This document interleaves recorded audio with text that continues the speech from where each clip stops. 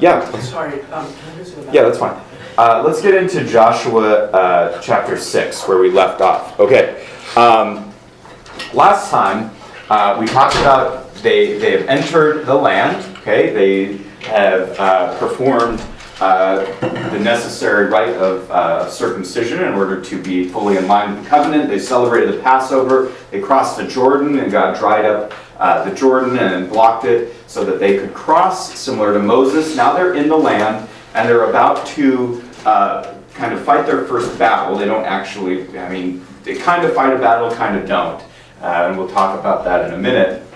But who are they going to go up against? What's the first city/region they're going to go fight in Joshua 6? You guys can look. Who are they going to? What's their enemy that Israel is going to face first? Jericho? Jericho, yep. And Jericho's a walled city. Okay, so this is a fairly difficult enemy to beat. Okay, so that's needs to be understood first off. Okay, now they're about to face them. They haven't really fought. They fought a couple battles outside the land that were kind of surprising victories from an outside perspective, but God allowed them to win. And obviously they've come out of Egypt, all this stuff. So now they're about to go and really start the conquest. Okay, and that's going to be with the Battle of Jericho. Before this, Joshua looks and he sees this kind of mysterious figure, this man, before the Battle of Jericho. And what's his title? What did the Bible call him? And we talked about him yesterday.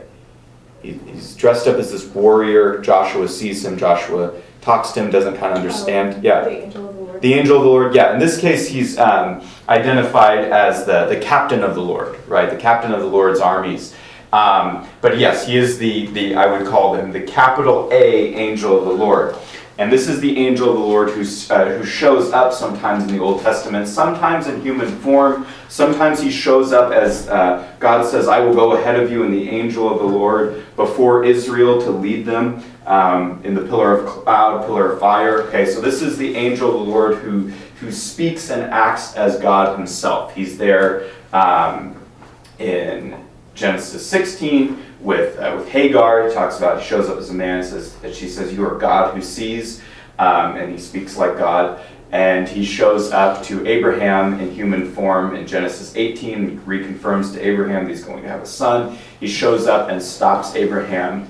He doesn't show up in human form, but speaks to Abraham and stops him from the sacrifice of Isaac. And he says, now I know that you have obeyed my voice. It's God speaking, but it's the angel of the Lord. He shows up to wrestle with Jacob in Genesis 32, and Jacob says, I've seen the face of God and survived. And then he shows up to Moses in the burning bush and says, the angel of the Lord was there in the burning bush, but then he says, I am God, I am who I am. I am the Lord of your fathers, right, of Abraham, Isaac, and Jacob. So this is the capital A angel of the Lord. He's not a created angel. And who is this individual going to show up permanently as man in the New Testament? Jesus. This is Jesus, yeah. So it's a little bit anachronistic to say this is Jesus, but this is going to be the person who's going to come as God in the flesh as Jesus of Nazareth. Okay, so the captain of the Lord, and now why I say that is because one, Joshua falls on his face, bows down before him. That wouldn't be definitive. But number two, what does the captain of the Lord tell him to do in Joshua 5:15 to approach him? Similar to Moses at the burning bush. Take off your shoes. Remove your shoes from your feet because this is holy ground. Okay, another connection between Joshua and Moses, right? God showed up to Moses before the Exodus. He also shows up to Joshua in the person of the captain of the Lord's armies. Now he asks him, it's kind of funny, Joshua, before he fully understands who this guy is, asks him, are you for us? Are you a warrior on our side? Or are you for our adversaries? And how does the captain of the Lord answer in Joshua 5:14? Are you for us or for our adversaries? What does he say? Neither. No, neither. I'm not on either side. It's like, well, wait a second. I thought God is going to give Israel victory. He is. But the point that he's emphasizing is it's not just that God is on one side's team. It's that they are on God's team. They're doing God's work. They need to be obedient to God, and God is for himself, and they need to be for him. Okay, now God is going to prove a point to them by asking them to do something that's going to seem kind of dumb, kind of counterintuitive. Because when he says, okay, you're going to go fight a battle, you're going to go do a conquest of the land, they're going to start to think, okay, well, we got to really, ramp ourselves up to fight this battle effectively, this and that. Well, God's going to tell them something kind of strange to prove a point with Jericho, to show that God is really the only one who is giving them victory. They are not giving themselves victory. Can somebody read Hebrews 11:30? Hebrews 11:30. Who wants to read?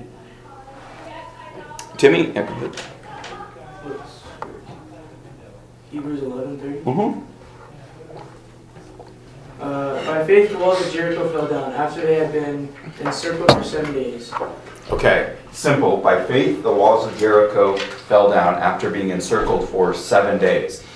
And we have to appreciate in our mind. It's easy for us to read that, but remember, 7 days doing the same thing basically for 6-7 days in a row that seems really ineffective would really test the people to see, do you really understand that it's only God who's going to give you the victory? Do you really trust God? Are you going to obey him?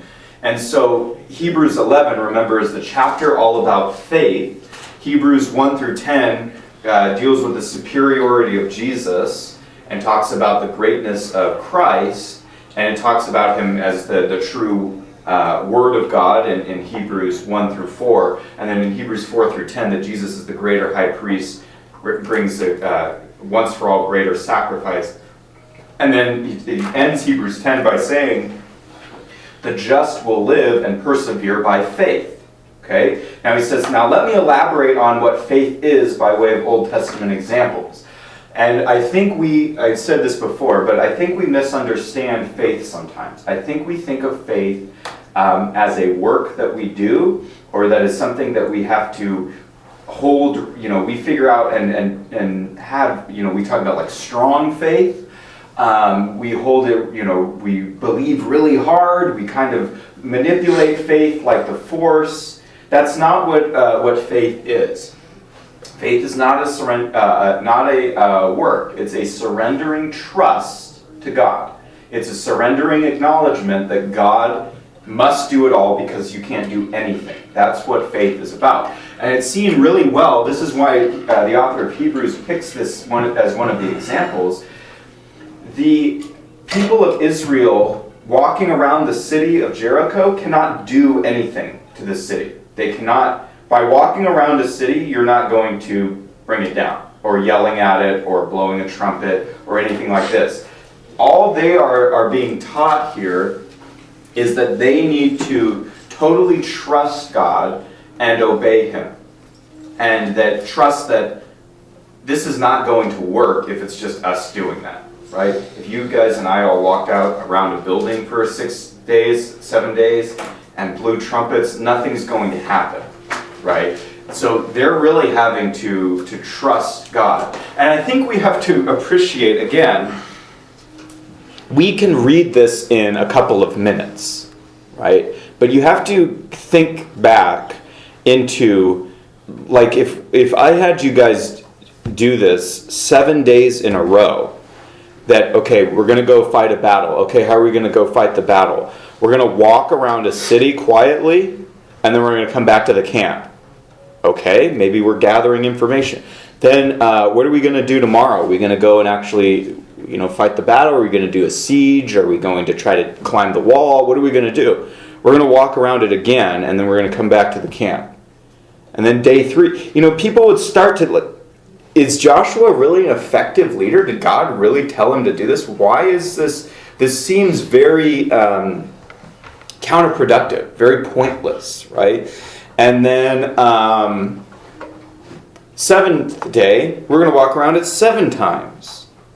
So you could imagine or to develop an appreciation for the fact that the people are going to start to wonder, is this really going to work? This kind of seems dumb from a human perspective, right? To just wander around the wall. And you guys have probably seen the Joshua VeggieTales version of this, right? Where they're all vegetables, vegetables and the Bible. I think, obviously it's fictional. It's a little, thing for little kids. But I think what that does a good job of illustrating a little bit is the fact of the people would start to kind of get understandably kind of restless, right? So we don't know exactly, but the VeggieTales does kind of say, okay, the people are starting to complain, this and that, and you could imagine, if you were being asked to do this, something that doesn't seem to make sense. Okay? But now listen to Joshua 6:1 and following. It says, "Now Jericho was tightly shut because of the sons of Israel. No one went in, no one went out, and no one came in. Then Yahweh said to Joshua, 'See, I have given Jericho into your hand with its kings and its valiant warriors.'" So he's saying, you basically already possess the city. I've already given it to you. And it's well, it doesn't look like it. Now look at verse 3. "You shall march around the city with your men of war, circling the city once. You shall do this for 6 days. Also 7 priests shall carry 7 trumpets of ram's horns before the ark. Then on the 7th day you shall march around the city 7 times, and the priests shall blow the trumpets. It shall be when they make a long blast with the ram's horn, and when you hear the sound of the trumpet, all the people will shout with a great shout, and the wall of the city will fall down flat, and the people will go up, every man straight ahead." Okay, so they do this, right? And the walls do come down, but it takes time. Okay, so the main point here that I highlighted is ultimately God doing this. Okay, it's God's victory. Israel's role is not, God does not need them to accomplish this. He's going to use them. He's going to give them victory, but he doesn't need them to do anything. And he proves it to them. He's like, okay, let me show you how unimportant you are to making this happen. That you basically just have to show up and let God work. And so he says, march around the city. And that's it. And then you're going to yell. And their role is not to accomplish things for God on their own. Their goal is to trust God and to obey him. Okay, so they have this victory over Jericho. Okay, the city falls down, the people fight the battle, Jericho is conquered. Okay, and there is archaeology of the ancient city of Jericho, which they said skeptics said, well, this doesn't really exist. Then they found it, and then they said, well, this wasn't the Jericho from the Bible. And it is the Jericho from the Bible. And then the stones of the wall seem to have fallen outward. Okay, so that would be consistent with the biblical account. That doesn't prove the Bible, but the Bible doesn't need that either way. But it is something that shows the Bible is tied to actual history, unlike any other religion. There was a historical person, Muhammad. He wrote the Quran, but you can't tie anything in the Quran to actual verifiable history. There's teachings of Buddha. They're just sayings. You can't tie them to any facts of history. Okay, and so the biblical account, the Bible is very different because God has intervened in the world and human history, and so we can see that. But anyway, so they take over Jericho. One of the things that you have to know, because this is going to lead into the next section here, is that there are a few things they're not supposed to do. They're allowed to take some of the gold to set it aside for certain purposes, but nobody is allowed to take the gold for themselves. They're allowed to take the gold, to put it under the ban, to burn it, these things, and to set them aside for for the special purpose. But they are not allowed to go take plunder in this way of gold for themselves. Okay, so they have this big victory at Jericho. This is Israel's success because they trusted God. Okay, now in Joshua 7 and 8, we're going to see Israel's failure. Okay, they go to battle with this much weaker nation or group than Jericho called Ai or I. It's just spelled A-I, literally. And they go up to battle against them, and they fail. And this group puts Israel to flight. A couple people in the 30 range, 30 people or so, end up dying. Okay, listen to Joshua 7:4. So about 3,000 men from the people went up there, but they fled from the men of Ai.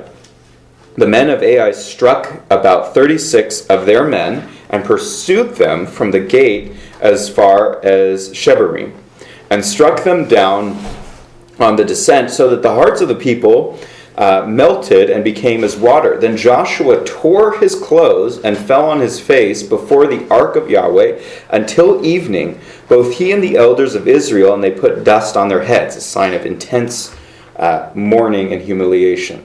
Joshua said, "Alas, O Lord God, why did you ever bring us to this people over the Jordan, only to deliver us into the hand of the Amorites to destroy us? If only we had been willing to dwell in Jordan, O Lord. What can I say, since Israel has turned their back before their enemies?" And he goes on to say, "For the Canaanites and all the inhabitants of the land will hear of it, and they will surround us and cut off our name from the earth. And what will you do for your great name?" So Joshua is saying, "Lord, you're supposed to give us victory for your glory here. We went in, we're obeying you. What happened? We just had victory with Jericho. Why are we having issues with fighting Ai?"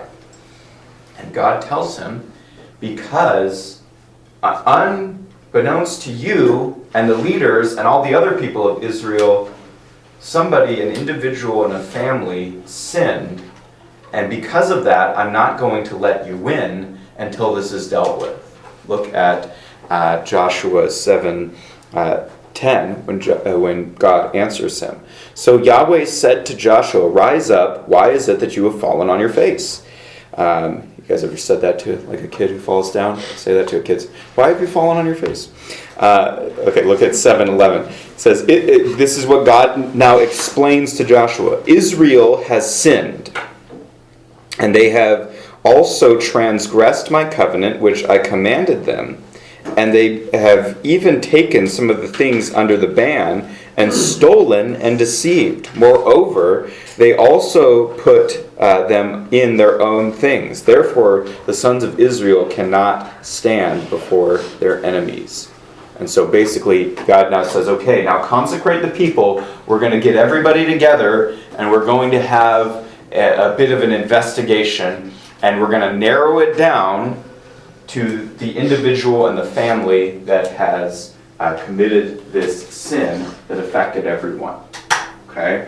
So they gather all the people together, and they divide them into their tribes, and they're going to do what's called casting lots. Okay, what is casting lots? You guys know, Hudson? It's basically just like, they can either do it with dice or with straws, can't they, right? Yeah. It's like, see, whoever loses has to do the thing that they don't want to do. Right, so basically casting lots, in the world's perspective, which makes some sense, it's a matter of chance. Like when you guys are playing a board game and you roll dice, you're not controlling or able to control or know how the dice are going to come up unless they're loaded dice. Okay, but in the Old Testament and a little bit in the New Testament, God allows for the casting of lots to determine what God wants to happen. Now, why does God do it this way instead of just saying? Well, this shows a little bit of man is not intervening, man is not becoming partial, that the judgment comes from God. Okay, so it's not like, even like Hudson, the holding the straws is a good example. If I'm holding the straws, right, maybe I can manipulate that a little bit. But if I'm casting lots, it's not me accusing anybody. It's coming up as a judgment from God in this sense. Okay. So what they do. So imagine if you had committed some sin that no one knew about except God, and God was going to narrow it down in front of everybody until it came out to you. Okay. So they start casting lots. They divide up the 12 tribes, and then they cast lots, and they're like, okay, we narrowed it down to one tribe. Now the families of this step forward. Okay, now we narrowed it down further. Now it's the family of this guy, Achan. Okay, and then the last lot falls and shows that it is this guy, Achan. Yeah. So they like cast lots and God like used that to like show who sinned? Yeah, and this, I know that's a little bit strange, but you have to keep in mind that God is sovereign over these details, and then Achan confesses. So basically he gets caught. So God allows the casting of lots to basically show his will at times in the Bible. Yeah. But couldn't they just ask him because they had the tabernacle? They could, but God's showing it this way of narrowing it down. Yeah, so God knew, but he's making a point for all of Israel, because the sin affected all of them, that he's bringing it down to, okay, this individual in front of everybody is the reason why you've been affected. So yeah, I mean, why didn't God just tell them? Well, God's making a point here. But yeah, there's a proverb, I'm trying to remember, I think it's in Proverbs 16, it's either 16 or 21, but it says the lot is cast into the lap, but its every turning up is from the Lord. Okay. There's also a guy who likes casting lots, who's a bad guy in Esther named Haman, who he casts lots on the day he wants to have the genocide committed against the Jews, and God basically uses that against him. So it's kind of ironic. They also cast lots to decide on who is going to replace Judas as the 12th apostle. Okay, so kind of interesting there. So that's in Acts 1. Now, so Achan gets narrowed down, and he confesses. He and his family get the death penalty. It's like, well, that seems kind of harsh. Why is his family? Well, he's hiding it in his own stuff, which means they knew about it, they were complicit with it. This whole family has sinned. He gets stoned to death. Okay, pretty intense, right? But God is serious about sin. And this has threatened Israel, threatened the lives of other people. 36 people died in the battle because of this, right? So, anyway, there is a New Testament kind of allusion to this that uses similar language as Joshua 7. It's in Acts 5. You guys remember this husband and wife who lie to Peter about giving money to the church, and God strikes them dead. You guys remember this? Ananias and Sapphira? Okay. This is a New Testament version of this. Basically, people are selling off some property and possessions because Israel is about to, the Jerusalem church is about to go through this time of famine. They're being persecuted. They're having their property stolen for being followers of Christ. All this stuff is going on. So what a lot of them are doing is they're putting together a big fund to kind of help people during these times, in kind of a special time of the early church. So what a lot of people are doing, like a good guy like Barnabas in Acts 5, he sells off a bunch of property, and he's so committed to the Lord that he brings it and says, look, just have it all, and we'll take care of the people this way.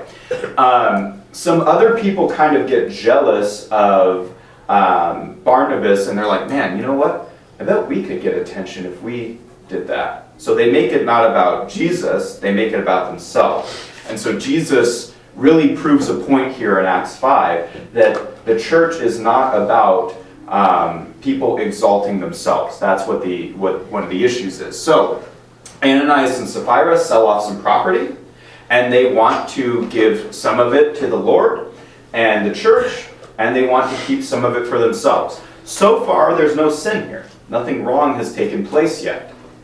But they give the gold. Ananias goes in and gives the money at the feet of Peter, says, okay, hey, look, I sold off all my property, and here is all the proceeds from that. And Peter's like, why are you lying to the Holy Spirit? And Ananias is like, I'm not lying, I sold all the property. And God strikes him dead. And they go and we bury him, and Sapphira, his wife, shows up and gives Peter kind of the same story. No, we sold the whole property, and here's all of the money. And Peter's like, look, it's your property. You can do with it what you want. You could have kept back all of it. You could have given the church some of it. Just be honest. You're not lying to me. You're lying to God. And then she gets struck dead. Okay, so similar to Achan and his family having the gold in their house, Ananias and Sapphira lie. They deceive, and Jesus makes a point he's in heaven at this time, but makes his point in Acts 5. That in the church, that it's not about man exalting themselves, it's about Christ. So that's kind of a New Testament allusion back to the book of Joshua. Okay, so after that, they do have victory over Ai. Okay, yeah, Lacey. Can I go to the bottom? Yeah, and I'll cross out Achan here. There's this joke that he gets stoned by stones. So how you can remember that is after that he was Achan, right? But wouldn't work with the Hebrew pronunciation of his name. Okay, so they do have victory over Ai. I do want to highlight one thing. Could somebody read Joshua 8:29? If once they capture the king of Ai, what do they do to him? Yes, Sophia. He hanged the king of Ai on a tree until evening, and at sunset Joshua gave command, and they took his body down from the tree and threw it at the entrance of the city gate, and raised over it a great heap of stones that stands to this day. Okay, so what mode of execution do they use for the king of Ai? Hanging. Yep, hanging impalement. They hang him on a tree, they impale his body, spear it up, and then, but do they leave it up all night? Do they leave it? No, what do they do to the body? They pierce it. They pierce it, then they Drop it at the city gate. Then they drop it at the city gate, and then one more important detail, Put rocks on it. they bury it. They put rocks over him. Okay, that's the whole point of hanging impalement, followed by burial. That's a death of the God cursed, right? Deuteronomy 21, 22, 23. Joshua is applying that to the death of God cursed leadership. Okay, it's not messianic. Okay, it's not about the Messiah, but it's setting up and continuing the pattern of the law that this is how the death of someone who is God cursed as a leader dies before God. That's why it's surprising when Jesus dies on the cross, because it's like, well, wait a second. He's cursed, God hates him? No, it's that he's taking on the curse of the law for his people, not for his own sins. Okay, so that happens to the king of Ai. It also happens to the 5 kings who they go to battle against in Joshua 10. In between, in Joshua 9, there's this people called the Gibeonites, okay, who come to Israel. They are living in the land. They kind of trick Joshua by saying that they're related people to Israel. And they make themselves look, they put on their old clothing, old shoes, make themselves look really weak and tired and haggard. And they say, look, please don't kill us. We can't stand up to you. We're your brother people. We don't really live here. We actually live over there. And so Joshua kind of does something not exactly what God told him to do. And he swears a covenant with them that they won't kill the Gibeonites. Okay? Then they realize, okay, we've been tricked. We've been lied to. We've been deceived by the Gibeonites. Now, does God want Joshua to now kill the Gibeonites or keep his covenant that he made with them? This is where you guys may not know this account, but does God expect Joshua to forsake his covenant and kill these people, or does he expect him to keep his covenant even though Joshua probably shouldn't have made the covenant in the first place? Keep it. He says, so they become kind of a servant people of Israel, but this also means some of them probably turned to the God of Israel, if not in this generation, later on, right? So God does care about keeping oaths, even if they shouldn't have been made. So like if somebody goes through an unbiblical divorce and gets remarried, the expectation is not for them to break their current marriage covenant and to get divorced again, for example. Okay.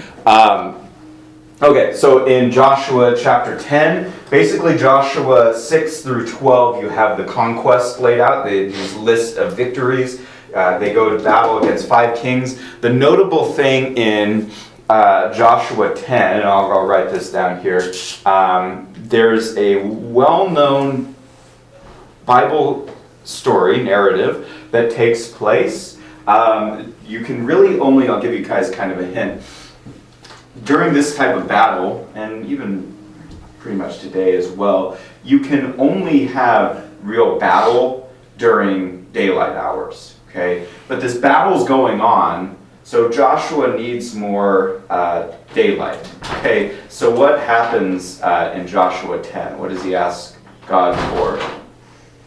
And what does God do?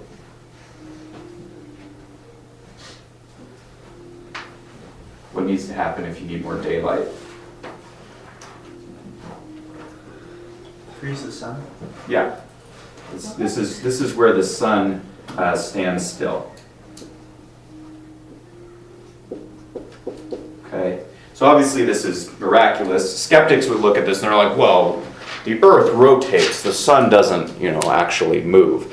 And we know that the Bible uses, just like we do, what's called phenomenological language, which sounds real complicated, but it means we just describe things as we see them. It doesn't mean, I understand that the earth rotates and earth moves around the sun. I get that. But when you look at the sun in the morning, what do we call that? Sunrise. Sunrise. Or you look at an evening, it's called sunset.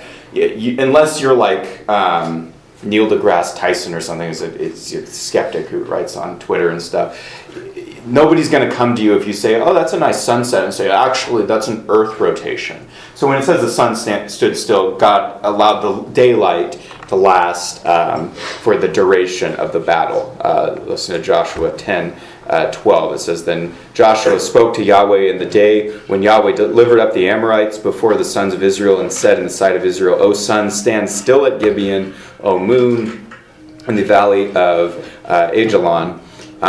And the sun stood still and the moon stopped until the nation avenged themselves of their enemies. So this is kind of the memorial when God allowed this to happen. Okay, so through this time period, basically Joshua is fairly easy to outline. 6 through 12 talks about their conquests that took place.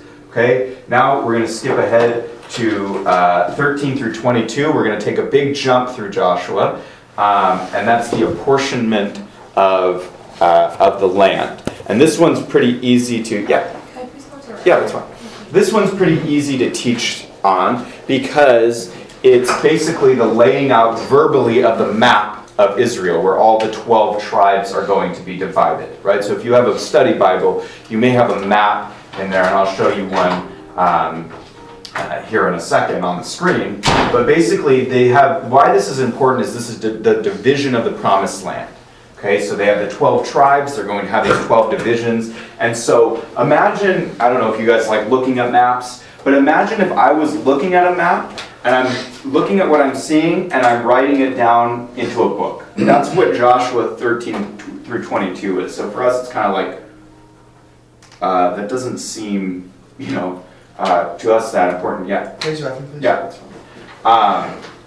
But this is hugely important for God wanting Israel to have certain areas of land specifically. Okay, so even if you went into debt and you had to owe someone money or you sold someone land, the land you could only hold for a certain amount of time before it reverted back to the family and the tribe. Okay, and also when Israel gets kicked out of the land and comes back years later and generations later, why is this section going to be important?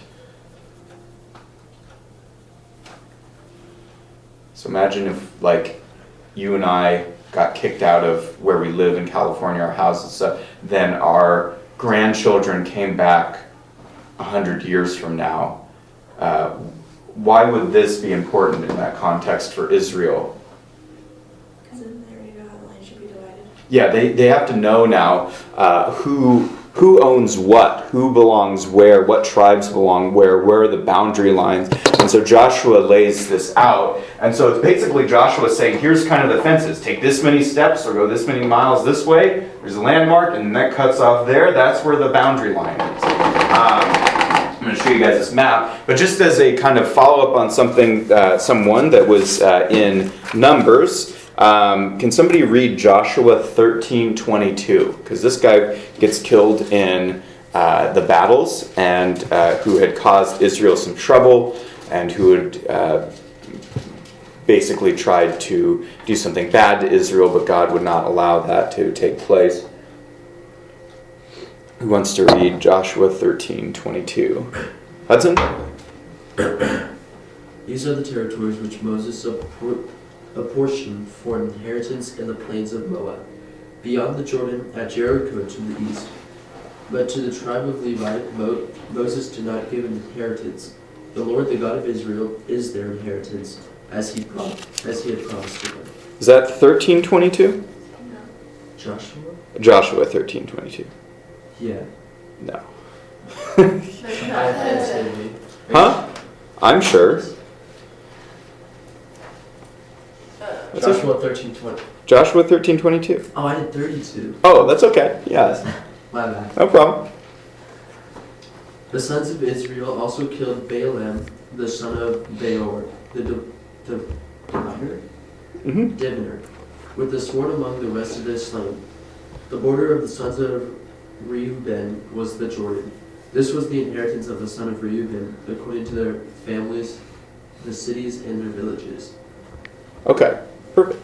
And what you read before was actually important too. It talks about the Levites. They don't get a cut out of the land. They're going to live other places within all the lands. So that's important. It says the Lord is their inheritance. So they'll be the priestly tribe. But who gets killed? Who is the bad guy from Numbers 22 to 24 who shows up and here again and gets Balaam. Yep. The prophet, the talking donkey, right? Okay. Here is just briefly, and I posted this on Google Classroom with the notes and stuff on Joshua as well. Here's basically the land of Israel. Okay, you can still go here to this day. It looks, the land is still the same. The divisions still look a little bit different. Israel has never possessed fully the boundaries of land described to Abraham and promised to him. Okay, which I think the Old Testament and New Testament says that will happen in the future, and I think that'll happen in the reign of in the reign of Christ. There are other believers who will say that land promise is no longer relevant. God has given His people the whole earth, and Israel is now embodied in the church, and you don't need to have these land border promises. Okay, I don't think that's true, but there are some other Bible-believing Christians who believe that. Well, here's the divisions of the land, right? The 12 tribes, if you're looking here, you can see, okay, here's the Jordan River that they crossed, right? They allowed Manasseh up here, which is kind of a half-tribe, to basically have this northern land settled, okay? And then down here, the Judah, which will become the southern region and the southern kingdom later on after Solomon. Okay, Ephraim is the kind of the northern region here. This is where Jesus will live and have his ministry, Judah or Judea. Okay, and so this is how the land is allotted here of where it's divided up. Okay, so hugely important for them. For us, we're saved Gentiles who live in a different place and who haven't been given land promises by God. So God has not come to me at my house and said, your family's always going to own this, acre of land or something. So it's a little bit different in our understanding. But this is hugely important for God's promises. They're very precise. Yeah. So how big was Israel? Like how big would it have been? Oh, how big? Like what's the country? It's a good question. I'm trying to think of it articulated in a way that's as far as mileage. Okay, well here's 20 miles. Okay, down here. Okay, so it's not a huge country, right? It's 20 miles, 40, 60, 80 across, right? And then up and down, you know, a couple hundred miles. So it's small. It'd be like a smaller American state. I'm not even sure if it's the size of California, to put it in that Oh, wow. kind of context. Does that make sense? I'll have to look into that. That is a good question, but I don't know if I'm able to speak to that with total confidence. But yeah, California, Israel could probably fit pretty much within that. Does that make sense? So it's a smaller region. So God was always going to, if Israel obeyed, extend beyond that. But this was going to be the capital. Okay. Okay. Let me stop doing that. Where are we at here? Oh, 9:40. Got to end it there.